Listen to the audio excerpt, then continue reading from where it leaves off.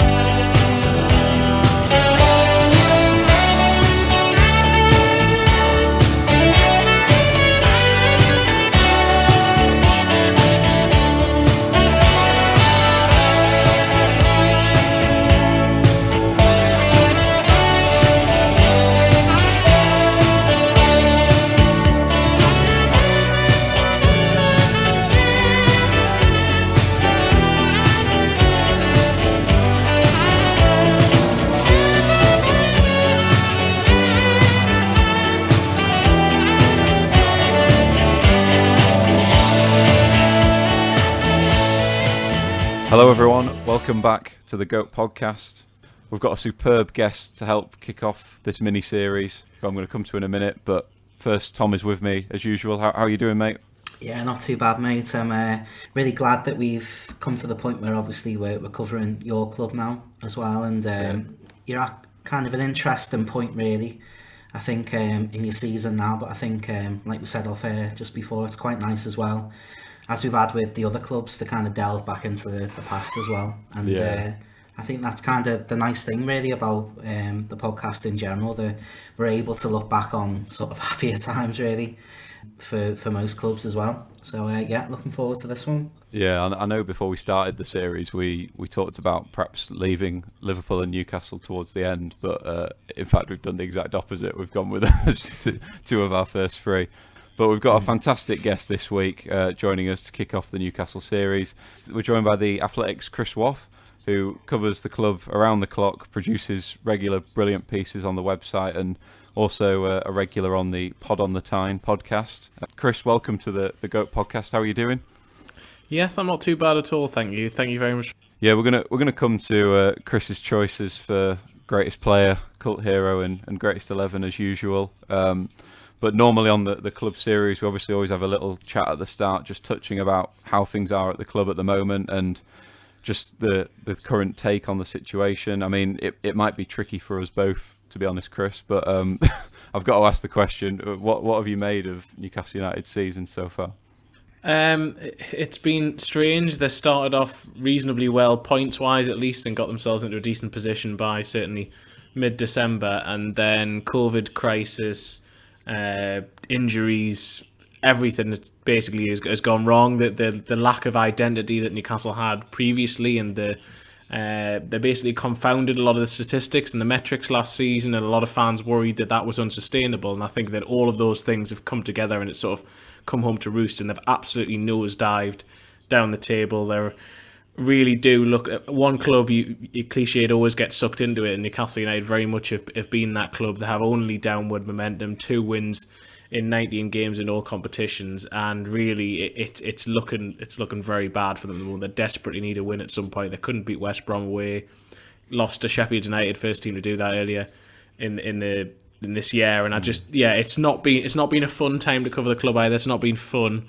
Obviously, I mean, it's difficult enough with it being a pandemic and there not being fans in, but equally the relationship with Steve Bruce is not good with the local media. His relationship with fans obviously is not good either, but just in general, strangely, apart from the last 2 games, I've actually improved in terms of, if you were to watch them as a neutral, you'd probably say they've got slightly better, but in response to that, the results have also got worse. So yeah, it's been a very, very strange and not very fun season at all. I think for me, it's like I never thought anything could have been more traumatic than the. Funnily enough, not the 2 seasons we've actually were relegated, but the the 2014-15 season where we ended up with John Carver in the second half of that season, and we survived on the last day. But honestly, the second half of that season for non-Newcastle fans who are listening, it was completely traumatic. Like getting sucked in. We were safe in mid-table in January, and then slowly just defeat after defeat, wins coming from nowhere. You get sucked into it, and like you say, it's that horrible feeling of. It's almost like when you don't realise you're in a relegation battle. That's when you're at your most vulnerable, really. And I don't want to start off the podcast on a negative note, but I think this season might be even more mentally draining than that one was, and definitely the lack of fans isn't helping that either. But yeah, I mean, if we talk about the current position, I think I've seen you post on social media, Chris, before you've taken your position the last few games. You've predicted 0-0 both times. Does that sort of just currently like sum up where we're at the moment? Like we don't even know where the next goal's coming from, let alone the next win. Yeah, and that's given the injuries they've got to the front three. Obviously Miguel Almiron hopefully is not going to be too far away. And Callum Wilson's posted some positive updates and done an interview this week, which was different to what the information that we'd had privately over the last few weeks. I think there was a bit of trepidation that maybe he was going to be out for longer, but hopefully that's a positive update. But without the first choice front three, they really are struggling for goals. But strange that the new system, although I'm not a massive fan of it in terms of particularly goal scoring wise, one of the positives is that it has actually shored Newcastle up a little bit. They're conceding fewer goals. They are harder to break down. They're not conceding too many chances. But at the minute, you can only see them draw. It seems in most games that their best route to any sort of points will be a 0-0 draw, because you don't see them scoring many goals. They're not necessarily going to concede too many. And at Brighton, I predicted draw again. I think probably 1-1. But really, at some point, you've got to go, well, when are Newcastle going to win? Bruce keeps talking about the need for the front three to come back. But it's not like Newcastle were winning shed loads of games with them. I mean, Alan Shearer missed a fair amount of that, but Almiron was around, Callum Wilson was around. This is not just a sort of new problem. The problems were there to begin with. They just now happen to also be without the three best players and playing a bespoke system, which in attack, I just don't really get it in terms of most of these players have never played this system until 6 weeks ago, and then suddenly it's like we should persist with it even though you're not getting any positive results. I find all that very strange. Maybe they go to Brighton, confound us all and win, and then I'll happily eat humble pie, but at the moment I don't necessarily see that. No, I completely agree with you. It's certainly a tough watch, and I don't. When you look at the way the split strikers are operating, and I mean, I think when Almiron was in the team, the one positive of the formation was it looked like they were getting the best out of him. But obviously now he's been out of the team. It's just taking away some of the attacking threat, I guess. But we'll move on to, like I said before off air, we'll go on to a trip down memory lane and try and sort of improve the mood of everyone connected with Newcastle United today, because we're going to be going through obviously your nomination for the greatest player of all time, cult hero, and greatest 11. So yeah, if you want to kick us off, Chris, with your nomination for who you believe is the greatest Newcastle United player of all time. Well, I mean, this is a difficult one because obviously I'm only going to base my answer on what I've personally witnessed in terms of I've looked at the statistics of others, I've looked back in history, and obviously you've got the likes of Jackie Milburn, Hughie Gallagher, all these players deserve mentions, Bob Moncur, all these sorts of players, but I never actually saw those players live, and so I am biased in the sense that I am going to be more modern in what I say, but equally I think that few people will argue, and I'm sure you probably agree, Jack, in terms of who my selection is going to be, the greatest goal scorer in the club's history, 206 goals for the club. It just has to be Alan Shearer. He's the best centre forward I've seen in a Newcastle shirt, if not just about any shirt, throughout my lifetime, my career. I'm 29 years old, and he was the first real superstar player in terms of just being absolutely quality that I remember growing up, and he's what I base all good strikers, how that he is the pinnacle for me of all good strikers, and that's what I base them on since. And Newcastle have had some pretty decent centre forwards since, not at the minute. Oh well, Callum Wilson's very good, but I meant last season they certainly didn't. Yeah. But over the last 20 years they have had some other pretty good centre forwards, but Alan Shearer is just an absolute cut above, so it just has to be, in my opinion. Yeah, I mean, I think, like you say, there'd be few Newcastle fans out there, and I mean you're the first guest we've had on for Newcastle, but I think there'll be few that disagree with that choice. Like I think sort of from, I don't know, Tom, perhaps you can like give an outsider perspective more, but I think sometimes fans from other clubs they hear about the famous number 9 shirt at Newcastle and perhaps only think of that as Alan Shearer, but he was kind of like the latest in a great lineage. Yeah. I mean, what would you say about that, Tom?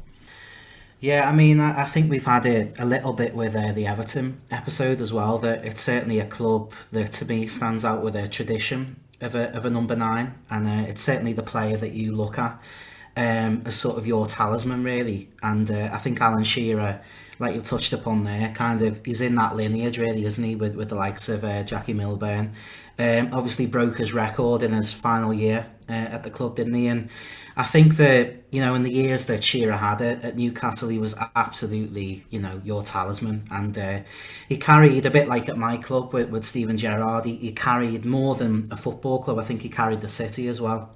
And I think to be able to sort of encapsulate that, and I think represent an area, and, you know, the way he did it as well. He did it in style, obviously. And yeah, I think that, you know, that there'd be no arguments from me in terms of a nomination, obviously, but I think he is viewed with a lot of respect outside of Newcastle as well. And I think certainly from the fan base that I come from as well, I think that, you know, people often mention about should he have gone to Manchester United before has moved to Newcastle, and I completely understand his move to Newcastle, and I think a lot of Liverpool supporters do as well. He certainly went to play for his people, and that's something I really respect. And I think that, you know, that's on top of the goals, I think, and on top of this lineage, if you like, of the number 9 shirt at Newcastle. I think he represented something more as well. And we had on the Everton series, didn't we, about a player kind of encapsulating symbolically what a club is, and I think that Alan Shearer pretty much does that for Newcastle United. And I think in 50 years time, maybe even longer than that, I think people will still speak of Alan Shearer, and that's probably the best kind of accolade that anyone could have at a football club, I think. One of the things I always mention about Shearer as well, Chris, is that I think it's different for us, obviously, when you're a supporter of Newcastle or you follow Newcastle, but I think outside the club, I often think he's a little bit underrated, if anything, because people forget that he had like 2 massive injuries in his time at Newcastle. I mean, he could have even, you know, he probably would have broke Jackie Milburn's record a lot sooner had he not had those injuries. Do you think? Yeah, I'd very much agree. And I think if you look at his record in terms of Premier League goals, that is astonishing because he had all those injuries, but also his career actually started before the Premier League began. So he actually scored. He wasn't too prolific actually around that stage. He was only very young, but it's just a remarkable record. And he was arguably at his goal scoring best at Blackburn, but I think he became a better all round player. He had to adapt his game because of those injuries. He had to adapt the way he played. He was never the quickest, but at Blackburn he did sometimes get in behind. He did play in a slightly different way.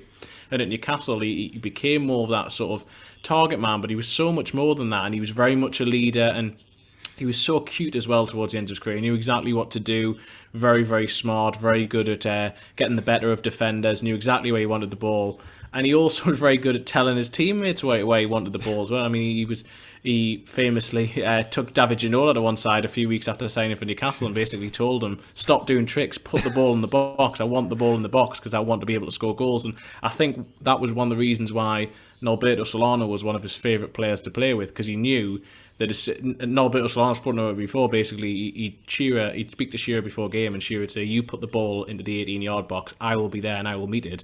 And Norwich Solano said he didn't even have to look up, and it was the same when he had Lauren Robert on the other side during the sort of Champions League campaigns. It was absolutely wonderful centre forward, with getting brilliant service as well, and he could have, who knows how many goals he could have scored if he didn't have all those injuries.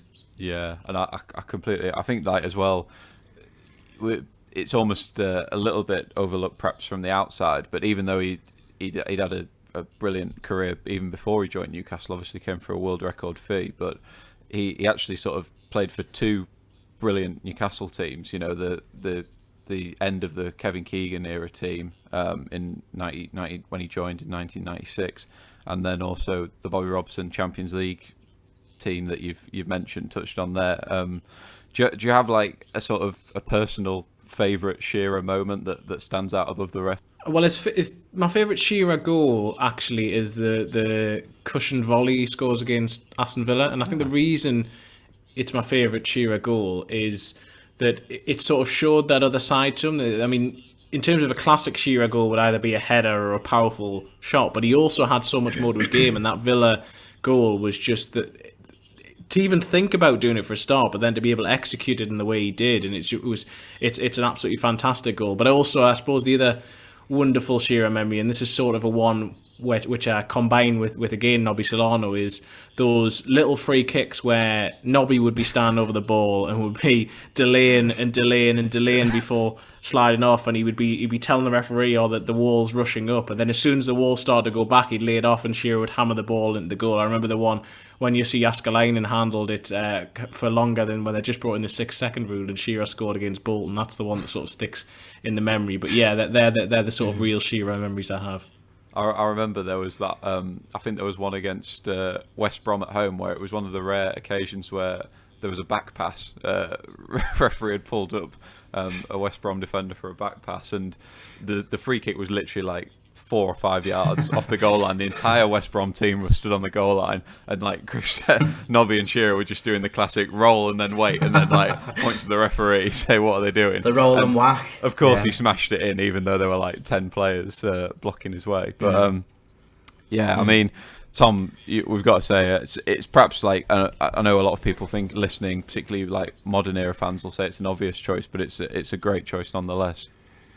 I mean, I think with Shearer as well, there's that aspect. People often speak about the record, but how important actually is that to Newcastle fans? Because I think Ian Rush, for example, holds the record at Liverpool in terms of overall goals. I think Roger Hunt is the most in terms of league goals, but they're not maybe as big an iconic figure as some of the other figures that we mentioned in the other episode. So do people maybe mention the record a bit too much and actually miss the kind of symbolic side of it? Because I've come into this kind of thinking, is there that aspect with Shearer as well, that he really encapsulates what the club represents as well? And then is that sort of more what you'd value with Shearer, would you say?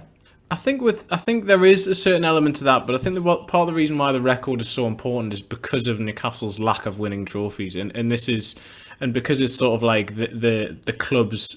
He was the Geordie who left Newcastle and went elsewhere, and then they brought him home for a world record fee. So it was 15 million bringing Shearer back, and there was such immense pride in that the club of Newcastle could do that. And then for him to make a success of it and be so successful, he didn't win that trophy, but what he did want was he wanted to go down in history, and he was always going to do that anyway. But to have finally broken a record I think which many thought would probably never go for a long period of time. Newcastle hadn't had anyone who come even close to getting near that record. That had some very prolific goal scorers, but none of them had been at the club that long to be able to get it. So I think that's part of the reason why it's so iconic up here, and Shearer was so proud to do it, and it became sort of one of his big ambitions, and he speaks about it so fondly. So I think that's part of the reason, and we are just a very proud people up here, I think, and we like that sort of thing. It was definitely fitting. I mean, he had to once it got to his last season and he was only a few goals away. He actually was set to retire a year earlier and then extended into that last season just to get the record, I think. But I remember even in like 2002 or 2001 when he'd scored 100 Newcastle goals and he was halfway to the Jackie's record. It was like he said himself then he didn't think he'd ever get there. So it's just like I think it kind of it took on a bit more of a meaning. Perhaps for some clubs the record goal scorer isn't as important, but I think it took on a special meaning up here, definitely. That's really interesting to me, I think, as a fan of another side as well. And I think, obviously, we often mention about the players that also will have come into your thinking, Chris. And obviously, you've mentioned a lot about Jackie Milburn, and Shearer in his final season broke that record famously. Is he someone who came into your thinking a little bit, and maybe even the 50s teams moving on from Jackie Milburn as well? Yeah, Jackie Milburn would definitely. As I say, I'm biased in the sense that it's unfair on players like that because I just didn't see him live. So I find it, but his record was phenomenal, and his record came either side of the Second World War as well. So it could have even been even higher. But then you've got Hughie Gallagher, who has the best goals per game ratio in the history of the club, and he was in the 1920s. He was part of the 1927 league winning side. Jackie Milburn won the league in the 50s. You've also got the likes of Joe Harvey, who both captained and then managed the club to silverware. Bob Moncur captained the side in 1969. And I think Peter Beardsley has to come up there close as well. He possibly didn't have his very best years at Newcastle. He possibly did at other clubs. But just as in terms of the most naturally gifted footballer, I think he pips it. Shearer was an all-out goal scorer, but Peter Beardsley, in terms of the wizardry he had, I'd put him down as one of England's greatest ever players. Never mind, I mean Shearer would be as well, but one of England's greatest ever technical players. Never mind one of Newcastle. So he would be up there as well. Yeah, I think he's got to be up there for most fans, hasn't he? The two spells as well. Like, just, I mean, he was arguably even like better in his second spell when a lot of people perhaps thought he was coming to the end of his career. So, yeah, definitely worth a mention, I think there, Chris. We'll come on now to sort of the personal, slightly more personal selection, I guess. Your favourite Newcastle cult hero from down the years. Yeah, who have you gone for on this one? Well, I want to give an honourable mention first to Antoine Sobieski, just as someone who, in terms of someone who came to the club really as an underwhelming signing, maybe even you could say to an extent even a bit of a joke figure, and became very crucial. And Glenn Roeder referred to him as the best ever free transfer. And I'd say that he has to be sort of up there in terms of what he gave Newcastle that season when they had so many injuries, the likes of Michael Owen and so many of their forwards are out, and Antoine Sobieski, particularly in Europe, but also in the league, scored so many important goals. And he also has a brilliant song in, what's that, Coming Over the Hill, It's Sobieski, It's Sobieski. So he definitely gets an honourable mention. But my selection would be the Mackham Slayer, Shola Ameobi. Brilliant. Oh, you can't avoid it, really, can you? I mean, he's just... It was weird with Shola, because I always thought he had like a sort of two stages to his Newcastle career, where early on he was kind of, he was quite highly rated and talked about as like a potential, getting an England call-up at one point. I think he played for the under-21s, and like people were obviously looking at Shearer coming towards the end of his career, and could Shola wear the number 9 shirt and that sort of thing. And then like he had a few quite bad injuries. I know he had a bad hip injury sort of halfway through his career. But then the second half, like you say, he just took on this reputation as the Mackham Slayer. I don't know. I still don't know how it turned out that he had such a good record in that game. But you just went in as a Newcastle fan thinking Shola will pop up at some stage and get us a goal in this game. Like, yeah, I think that's a brilliant choice, Chris. Is there anyone else who came close for you, or is it just was Shola out and away in the league? Well, actually, I've just interviewed Ryan Taylor this week for a Cult Hero series that we're doing in a couple of weeks. So Ryan Taylor will be up there again for scoring against Sunderland, primarily. And other ones who we were thinking about and sort of considering, if you go back a little bit further, I'd say probably Barry Venison would be someone who's seen as a little bit of a cult hero at Newcastle. He's a sort of an interesting one. And I was having a debate when we're doing this cult hero series. We're having a debate as to whether Fabrizio Colaccini counts, because it's funny because my colleague George Colgan seems to have a very, very narrow definition of what a cult hero should be, and he doesn't think that someone who's been captain and played that many games can be a cult hero. I would have a slightly looser definition, and I do think it depends sort of how fans view him. And with Colaccini, obviously, again, there was the song and there was sort of this relationship with him, so he would have been another one. And also James Perch, I suppose, again, someone who came in as such a underwhelming signing, and to begin with was someone who turned his Newcastle career around. I mean, he was seen as a laughingstock. He's the first player ever to have got booked in each of the first 5 Premier League appearances, which when I spoke to him last year, actually he told me he now looks out proudly to make sure he maintains that record every year and that nobody breaks it. But he again, through sheer hard work and the willingness to play in so many different positions, he turned his career around and became Perchinho in so many people's eyes. So I think he gets another mention. But the reason for Shola, it's the record against Sunderland. Also had a very good record against Borough. But it's almost that sort of ungainly like that he had. He was never. You were just never sure what he was sort of going to do. The ball would sometimes bounce off him. Sometimes he'd have wonderful control. And yeah, he was never, early on, you really thought he could be something special. And then through the middle part of his Newcastle career, he was always like, oh, sure, they're bringing Shaw on because I've got no other options. And then he did become this sort of senior figure. And if you look at him just physically between the start of his Newcastle career when he was really lanky, he was gangly. And then by the end, he was absolutely huge. He was a real physical presence. And he almost couldn't run as much anymore because he was just pure muscle. But again, he became that sort of senior figure. And I think Alan Pardew leaned on him quite heavily for that. So, yeah, Shola... But there's quite a few honourable mentions there as well. It's interesting just hearing you talk about the sort of different, because this is the thing we're finding on this series, is that everyone has their own interpretation of cult hero, don't they, Tom? And like it's a different ask for everyone. But I think your sort of formula is the sort of route I'd go down personally. I don't know what you think about that, Tom. Yeah, I mean, it's interesting, isn't it? And I think that every club, particularly even in terms of the greatest player, has a slightly different definition and slightly different parameters that they maybe go down the route of.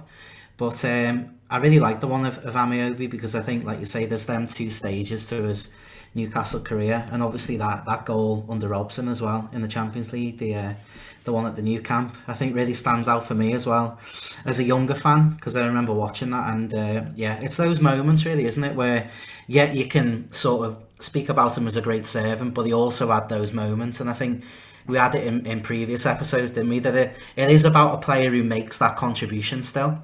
It can't just be sort of a joke figure or somebody who doesn't feature much. It's often a player, I think, who makes a big contribution to the team, but, you know, ultimately has that rapport with the fans as well. Maybe a bit of an unlikely figure in a way. And I'd imagine Shola's kind of one of them.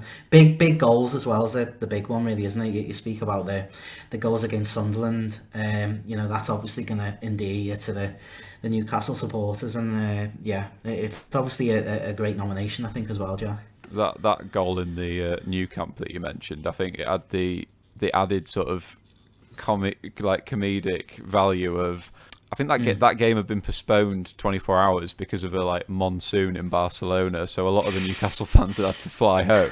So it was like when he scored, like the Nou Camp, I know you'd say it goes silent anyway when away team scores there, but it was literally like you just heard nothing, you just could hear nothing, but just with Shola just dancing around and celebrating, which was brilliant. Yeah, and just the thought of Shola being at the Nou Camp is just, I mean, it's just like you sort of look back and you think of all the Newcastle players who didn't play the Nou Camp, and then you think, and Shola played there and he scored, and that again, that brings in that sort of cult hero stage. But that was at the stage of his career where he was just coming through, and you thought he could have a really big future here. And there was almost the comparison with him and Loire, both a similar age, both coming through at similar times, and I think a lot of people were more on Loire's side because he was a bit more unpredictable but could do something a bit special, whereas Shola was a bit more steady but had a bit more of an all-round game. And so I think that again probably counted against Shola to begin with, that Loire was a similar sort of age, and he was the one who got discarded, whereas Ameobi was the one who was kept, and he didn't really kick on because of those injuries.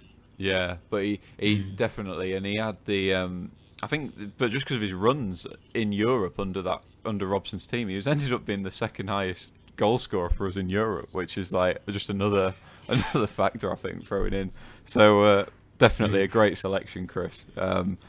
I remember as well one other Ameobi point. We talked about his sort of physical attributes, and I think he was quite well respected within the dressing room, because I remember when they got Newcastle playing Ipswich on the final home game of the first championship winning season, and they got a penalty with about 10 minutes to go. It was 1-1, and Joey Barton picked up the ball and went to take the penalty.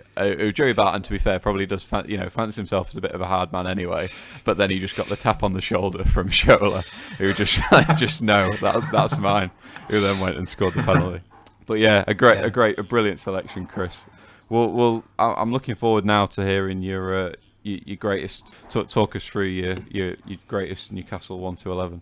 Well, again, I'll go back to the criteria that I set in, because it's different actually if someone looks back and sees when I was at the Chronicle Journal, and for Newcastle's 125th anniversary, we had to pick our own greatest ever 11, and at that point, part of the criteria I put into that was I wanted to reflect every sort of different era. So I had the likes of Hughie Gallagher in there, I had Bob Moncur. But actually, for my greatest 11 here, I'm going to go for players I've seen live, I am going to go for ones who I think that I can give that sort of first-hand opinion of. So that, again, that's as biased again tonight, and I apologise to all of those who are going to miss out, who probably deserve to be in it. But so in goal, I'm going 4-4-2. I've gone classic 4-4-2. I had thought about trying to pigeonhole another striker in, but I thought, I'll be fair. I really thought you were going to go 4-4-2 diamond with split strikers in tribute to the current team. I know you love that formation so much. I had considered that as well. But I don't think Alan Shearer would be happy if I put him on. On the left as a split striker. Spoiler alert there as well. I'm surprised to hear it from. But in goal, I've gone for Shea Given. Brilliant.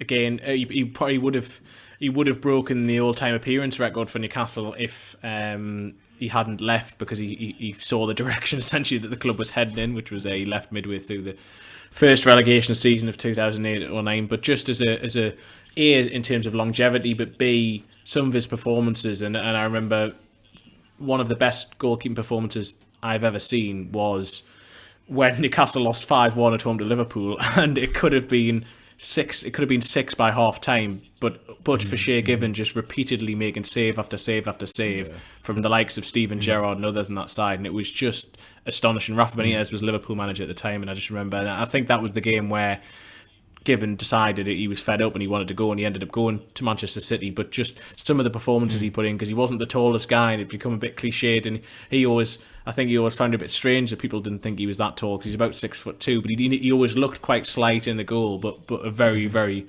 very good goalkeeper. Yeah, he's definitely the best I've ever seen in my lifetime watching Newcastle by a long way, I think, as well. And it's kind of the weird thing with Given. I always thought was that I don't get why no one else had come in for him earlier before Man City bought him. I know because he was often linked with Arsenal. It seemed like every summer he'd be linked with Arsenal or every transfer window, and yet I could never work out why none of the big clubs came in for him. But yeah, he's definitely a great selection. Talk us through your back four. Right, so back four. So centre backs, I've gone for. It had to be in there. Philippe Albert. He could be anywhere. He could play anywhere on the pitch. To be honest with you, he could have been centre forward if I wanted to. He fancied it as well, I think.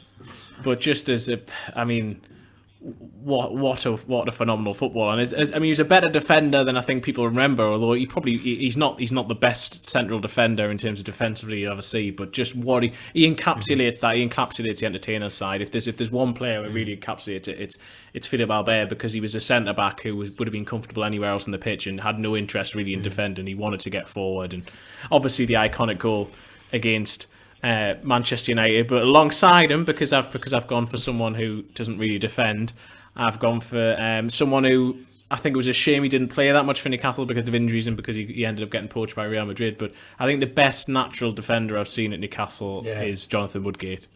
During his time, he played under Sir Bobby Robson, just because he's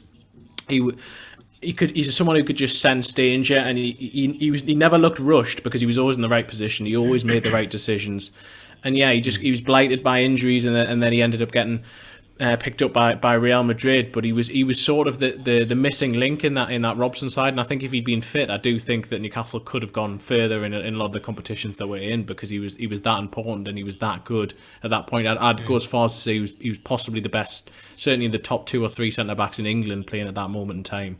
He was that good. Definitely. I mean, on pure ability, he certainly wasn't he? In terms of just, you look at the centre backs at that time, and it was very competitive, obviously. But I think, the fact that he did go to Real Madrid, I think people often focus too much on that. And I think a spell at Leeds and obviously at Newcastle, the way he played for both of those clubs, and that I know he's kind of held in such esteem now, isn't he, by both of those sets of supporters as well. I think he would have definitely gone to Euro 2004 had he not picked up that injury for us, which he then I think carried over to Real Madrid, because that was at the time Rio Ferdinand was banned from playing for England as well. So I think there would have been a real opportunity for him to nail down a top. But he was anyway. He was one of the greatest. He's definitely the best Newcastle centre half I've seen. Sorry, Chris. Go on. Talk through your fullbacks. So right back, I've gone for Warren Barton. I want to give an honourable mention to Aaron Hughes, who I always liked very much as a player, but probably was underappreciated at Newcastle. But I've gone for Warren Barton just in terms of that again, entertainer side, ability to get forward, was a very expensive signing for Newcastle, but certainly delivered and was an important player very much under Keegan, became an important player and a senior player during the sort of more turbulent times, and sort of almost helped keep part of the dressing room together. So almost for as much as what he did off the pitch as what he did on it. And on the other side, I actually think the hardest position to pick was left back, not because there was so few to maybe choose from, because I was narrowing it down to the time I was alive. So that John Beresford gets an honourable mention, but actually, and Jose Enrique as well to a certain extent. I just don't think he played enough for Newcastle in the Premier League to really warrant that position. So I've gone for Olivier Bernard, who is actually a centre forward, essentially, who became a winger, who then became a left back, having never played left back before. I went to interview. I mean, I know Oli Bernard quite well, but I went to interview him last October, and I was wanting to make the interview a bit different. And I spoke to him, and he basically said the first time he ever played left back was Robson. Robson wanted to keep him, and he'd been on trial, and he needed a left back, and he said, "Oh, son, you can play left back on." He said, "No, I'm going to play left back. You just tell the board you've played left back, son. That'll be fine." And just converted him in this left back, and he had to learn essentially on the job. But him and Laurent Robert developed this wonderful partnership down that left hand side, and so. I go for Oli Bernard again. So I think there's almost an emotional connection there as well, because he's someone who came to the region. He still lives here. He adopted the region. So if I'm putting a sort of emotional element onto it as well, then I pick Oli Bernard in that position. He am I right in saying he owns a pub as well, still in the... he does own a pub up in Blythe, the Mason's Arms. Apparently he's a restaurant. What I didn't realise was that he's a bit of a sort of restaurateur back in France. He's got a couple of places in Paris and I think he's got one in Lyon, which I was chatting about, which I had no idea. But he's got quite a few fingers and a few pies. I think he's got quite a few business ventures going on. So he's a bit of a shrewd guy in that sense. Yeah, was he involved in Durham City as well a while back, or he still owns them. He's been chairman. I mean, they've had quite a few issues in terms of their ground and things like that. But yeah, he's owned Durham City for quite a few years. So he's very much in the non-league scene here in the northeast as well. So he really has put roots down. Mm-hmm. Yeah, he was a fantastic fullback for us. Like, so just constantly up and down, like so full of energy. And him and Robert as a duo down that left hand side I think they were a big part of our success for those few seasons, definitely. Sorry, just Tom. Before we do move on to your midfield, one question I did want to ask you was on that entertainer side, because a lot of people speak about them being poor defensively, but you look at that final league table, and I think that Newcastle only conceded 3 more than Manchester United, who ended up going on to win the league. I think they had a better record than a few clubs around them, like Liverpool, for example, and Arsenal. Do you think maybe there's a bit of revisionism that goes on about that side? That defensively they couldn't defend as a unit. They were a bit flimsy when the going got tough at the back, sort of thing. Do you actually think that's a bit of a myth? You've included 2 players there who obviously were a focal point in that side.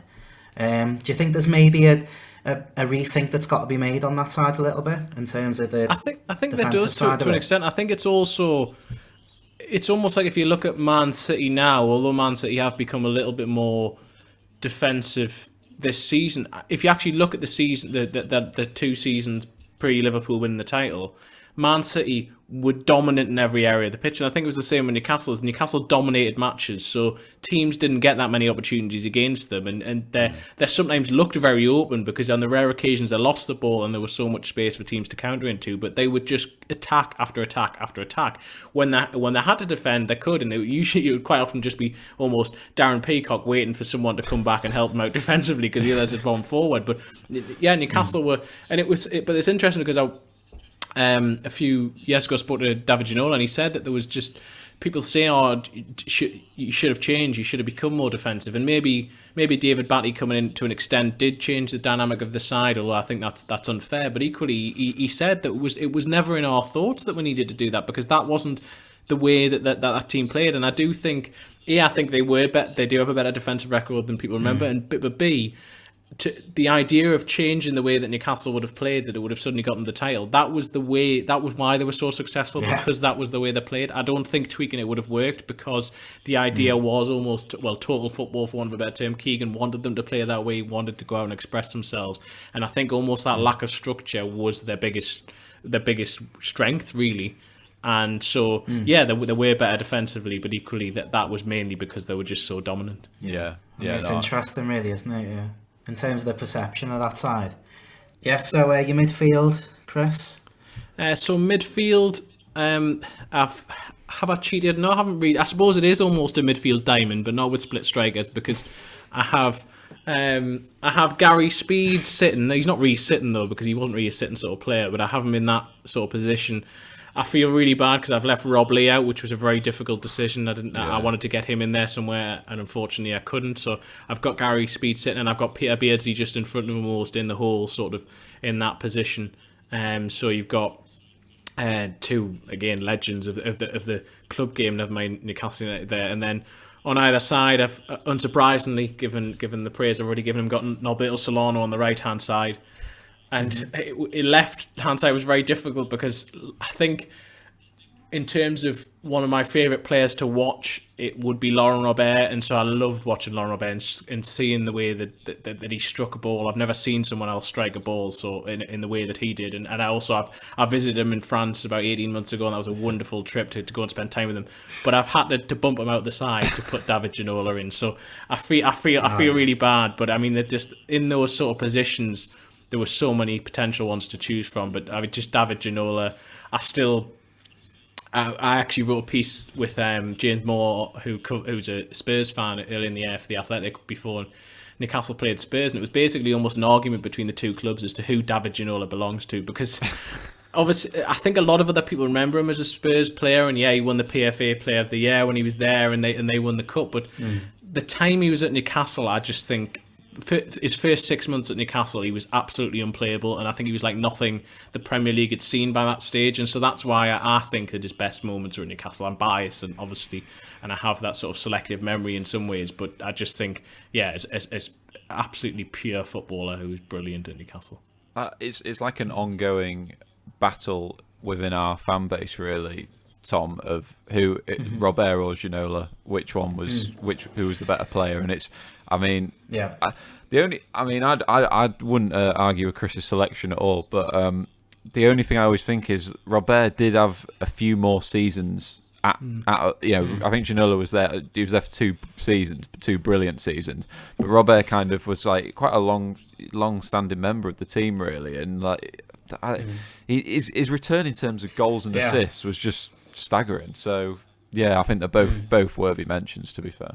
I mean, those Robson teams, you think they kind of get overlooked a little bit, because obviously they were moderately successful in Europe. They had a couple of runs here and there in Europe. But they never seem to really get mentioned, really, nowadays. And I know that Newcastle fans, whenever I speak to them, always have that affinity with the Robson side as well. Do you think, Chris, they're sometimes overlooked a little bit? I think they are certainly outside of Newcastle, and I think that's because everyone thinks of the entertainers, and understandably so, to a large degree, that we were a phenomenal side. Had just pipped to the league title, playing a way no one ever had done before. But Robson came in and had to rebuild Newcastle in many ways. They were mid-table in his first 2 seasons. Newcastle finished 11th. It was very much a slow rebuild job. But then he transformed them with not that much money. He did spend some, but not with that much money, to both league title contenders. People forget they finished 4th and 3rd, but it's certainly in both those seasons they had a good tilt for the title in both of them, and were top of the league at Christmas in one of them. But then also in the Champions League, got through to the second group stage, and They again played football in a wonderful way. They were all about pace, attacking, verve. We mentioned the likes of Solano. They had Robert on one side, Shearer up front, Bellamy just off him, Genius, Dyer. You just had it was a really, really, really good team that he built, and I do think that they don't get the recognition they deserve elsewhere for that reason. And I understand. Look, there's been some very, very good teams elsewhere, but I just certainly in Newcastle perspective, I think there's a special place many people have. Partly because of how good the side was, but secondly because it was the team Sir Bobby built, and it was the man coming home to the club that his father had always supported, and so there's that emotional connection as well. And so that's why I think they also have a special place in the heart of Newcastle fans. Yeah, definitely. I think a bit like with the 11 that you've put together, Chris. I think Gary Speed did a lot of sort of fetching and carrying and covering for others in that team, which allowed the rest of the midfield to go and play and attack really. So it might be a similar scenario for your team. But just to round it off, who have you plumped for up front? I'm pretty sure on one of the positions, but who's partnering Big Al? Well, again, I mean, obviously Big Al definitely gets in there, but this was a difficult one just in terms of how many players it could have been. Certainly, if I had gone, didn't have my strict criteria and went back through history, there could have been Milburn, Gallagher, Malcolm McDonald, Andy Cole. I'm slightly too young to have seen Andy Cole in his pomp at Newcastle, but certainly he deserves mention. 41 goals in one season for Newcastle United, just phenomenal record, an absolutely phenomenal record that he had, and obviously having Beardsley in the team alongside him, he will be brilliant. But actually, I've gone for someone who, again, only had 2 seasons at Newcastle, and only one of them was alongside Shearer, but phenomenal during that time. And I think I think that he probably regrets in many ways that he left, even though he felt he had to. And I think certainly Newcastle regretted the way that he went, and that was Les Ferdinand. And just as a everyone said that him and Shearer shouldn't work together as a partnership, 2 sort of almost focal point centre forwards, and yet they used to stand in the tunnel before games, and both of them have told me this individually. They used to stand in the tunnel before games, look at each other, and say, "We're gonna bugger up that defence today. We're gonna go and have a right go at them today." And that's it. And this was, and I mean, just imagine lining up against those two. The physical battle you're gonna get, the ability anything drops anywhere in around the box, they're gonna hit it. Anything goes in the air in the box, both of them are gonna go for it. And just think that the thought of those two terrorising opposition defences just sort of gets the juices flowing. I'd never fancy it playing as a centre half against those two. It would be like absolutely frightening. I remember as well. Slight side note, but when it was Shearer's testimonial in 2006, and Sir Les came back for it, and I think he came off the bench, and like the roar around the ground that like just welcomed him back to the club. It just said everything about how highly he's regarded amongst our fan base, really. And he also won the dodgiest penalty you'll ever see in injury time, where he just threw himself to the ground so that Shearer could limp on and try and kick it. Best ending to a game ever, and nothing about it was staged. I mean, in terms of other players that I was thinking of, I don't think that they quite qualify as high, but I think Demba Ba is a very underrated player. He doesn't get a mention compared to the others, and he wouldn't have made the team, but I think he deserves a mention. In terms of actual amazing runs that I've seen, and he definitely doesn't get in the team, but I think the most astonishing run I've ever seen from a striker was Papi Cissé's first 6 months at Newcastle, just for the goals that he scored. If you go back and look at the goals that he scored, I don't think any striker or any player in world football has ever had such an amazing run of just every single goal he scored. Was just absolutely extraordinary. Everyone remembers the Chelsea one, the banana shot, but actually the first goal in that game is phenomenal. That was like great, his 8th or 9th, and his first goal against Aston Villa was phenomenal. He scores the scoop shot against Swansea. There's just so many, which is absolutely astonishing. I mean that partnership was phenomenal, wasn't it? Really, for that at least 6 months of that season, at the back end of the season, it was just that it fired you to 5th or 6th in the league, but it could have been higher at one stage as well. I think. Just phenomenal. Those 6 months, I think, with those two. I'd have. I mean, I think Demba Ba's definitely a worthy shout as well, because, like you say, Chris, he had like the sort of. I think with Cisse, he often thought he was just a bit of a streaky striker who would go on runs of scoring like ridiculous goals, but then could also go on a lengthy drought. Whereas Demba Ba, he always felt was like a proper striker who would influence a game even when he wasn't scoring. I think. I just wondered, well, did how high up did Craig Bellamy come into your thinking? Because for me, I mean, I was too young really to appreciate the Ferdinand and Shearer partnership, but the best partnership I've seen at Newcastle would be Bellamy and Shearer. No, Bellamy definitely deserves right now. I don't think he quite gets the recognition maybe he probably deserves among Newcastle. And I think part of that might be emotional because of the way that it sort of ended, and obviously him and Shearer having the massive fallout, and that he's sort of blamed by some as being part of the reason why Robson had to leave. But in the way that they worked together, for two people who didn't like each other very much, for the way that they worked together and the way that it was that classic sort of big man, little man partnership. And Bellamy was crucial to that pace on the counter was what that Robson side was all about. And Bellamy really capitalised that. And he scored some very important goals, obviously most famously the one at Feyenoord, but he did score some other very, very important goals. So yeah, I think Bellamy probably doesn't get the recognition he deserves. I don't think he quite goes in the team for me, but he because I would pick Ferdinand, but I do think he has to be in and around there. And if I was maybe going for a front three, he might get into it. And I mean, he played for some very big clubs as well. He went on to play for some other very big clubs and score important goals. And obviously, Tom, for your side as well, he went to Liverpool and played there, and maybe it didn't quite work out as well there, but he did have some important moments there too. So.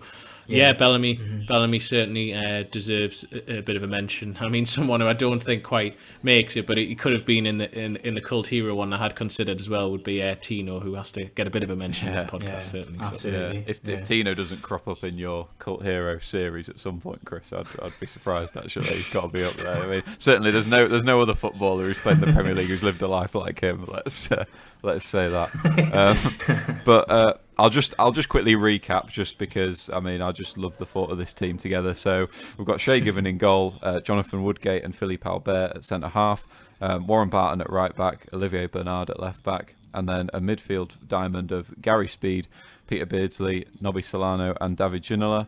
And then up front we've got Alan Shearer and Les Ferdinand. So yeah, that's a pretty impressive side, and it certainly makes you think about the state of the current team as well. But yeah, yes, I'm not quite sure any Newcastle player would get into the sort of 25-man Premier League squad I've put together. But no, definitely we can definitely agree on that. And then Shola Ameobi is the cult hero, and Alan Shearer as your selection for Newcastle United's greatest player. Who would you go for as a manager, Chris? Just out of interest, because obviously there's the Keegan years. Obviously we've spoken a lot about Robson now as well.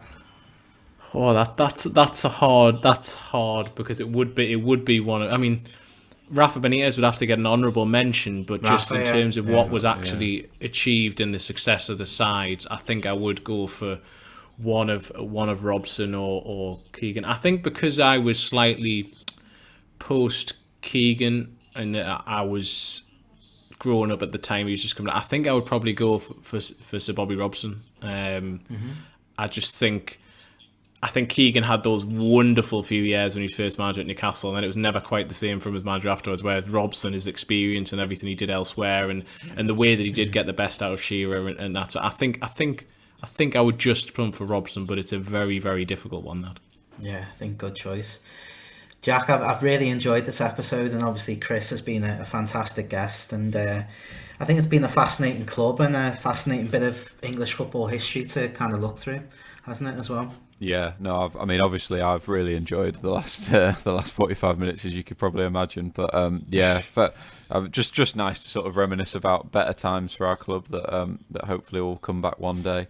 Thank you so much for coming on, Chris. We both really appreciate it. I'm sure most of our listeners are well on the way with the athletic train. But if you've not already athletic subscriber, I'd definitely recommend it, because the Newcastle coverage on there is very good. But yeah, no, thanks again, Chris, and I'll see you on the next episode, Tom. Cheers, guys. Yeah, cheers, bye bye. Thanks, guys. Thanks, Chris.